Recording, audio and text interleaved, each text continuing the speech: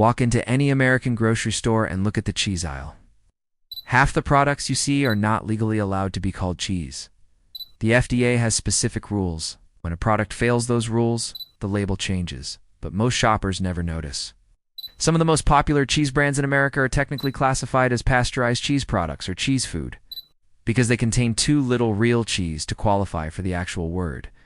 The texture is plastic-like for a reason. The melt is unnatural for a reason. You are not eating cheese. Day. 9 cheese brands ranked from worst to best. Number 9. Kraft Singles.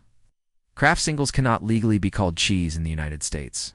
Flip the package. The front says pasteurized prepared cheese product. That phrase is the FDA. It's telling you the product failed to meet the minimum requirements for actual cheese. The ingredient list explains why. Milk, whey, milk protein concentrate, milk fat, sodium citrate, calcium phosphate, sorbic acid, and color additives. Real cheddar contains 4 ingredients: milk, salt, rennet, and bacterial culture. Kraft Singles contains over a dozen. The texture is plastic for a reason. Sodium citrate and emulsifying salts force the proteins to behave like cheese without being cheese. The slices melt unnaturally smoothly because the chemistry is engineered, not biological. I tested a slice. The mouthfeel was waxy. The flavor was mild and salty with no actual cheese character. The melt produced a uniform, a liquid layer that no real cheese ever produces. Kraft Singles rating, 1 out of 10. Number 8. Velveeta. Velveeta is even further from cheese than Kraft Singles. The official label classification is pasteurized recipe cheese product, a step below pasteurized cheese product in the FDA hierarchy. Velveeta does not even meet the bar that Kraft Singles meets. The product is shelf-stable for months without refrigeration. Real cheese cannot do that. Real cheese is alive, it ages, it changes, it spoils. Velveeta does none of these things because it is not cheese in any biological sense. The ingredient list contains milk, whey, milk protein, concentrate, fat, preservatives, and stabilizers. The orange color comes from annatto and synthetic dyes, not from actual aged cheddar. I tasted a cube. The texture was rubbery and slightly oily.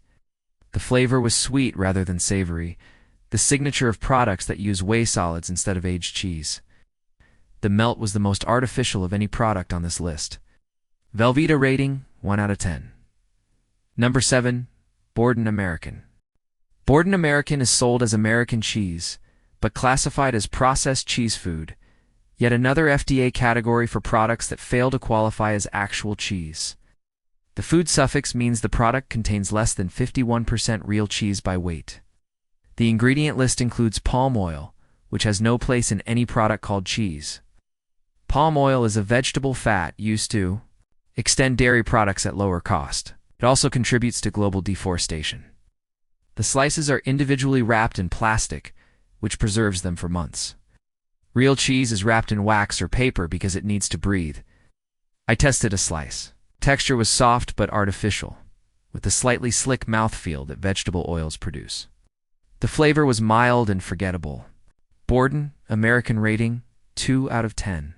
Rehook, if you have been buying these brands thinking you were getting cheese, hit subscribe, because the next 6 brands are where the line between fake and real actually gets drawn. Number 6. Great Value Walmart.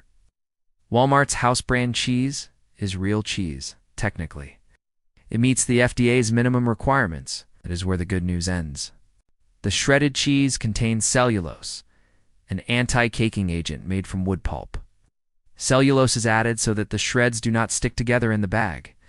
Premium cheese brands either skip cellulose or use a smaller amount. Great Value uses noticeably more. The aging process is shortened to keep production costs low. Real cheddar is aged for months. Mass-market industrial cheddar is aged for weeks. The flavor difference is significant. I tested the sharp cheddar. Flavor was flat and one-dimensional. The texture was rubbery rather than crumbly. The mouthfeel was slightly waxy. Great Value rating, 3 out of 10. Number 5. Sargento Sliced. Sargento is a step up from the plastic tier brands. The cheese is real, the aging is more reasonable, and the flavor is recognizable as actual cheddar or provolone or Swiss. The problem is the additives.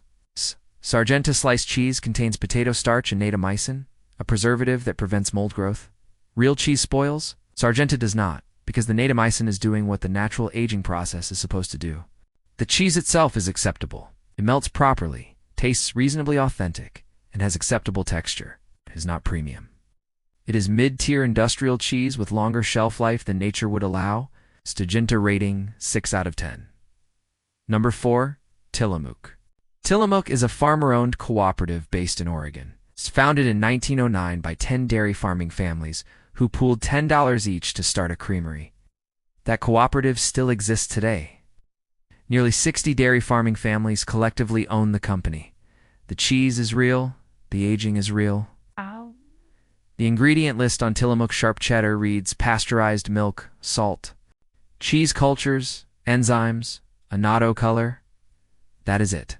No preservatives, no anti-caking agents, no fillers. The medium cheddar is aged a minimum of 60 days. Sharp cheddar is aged 9 months.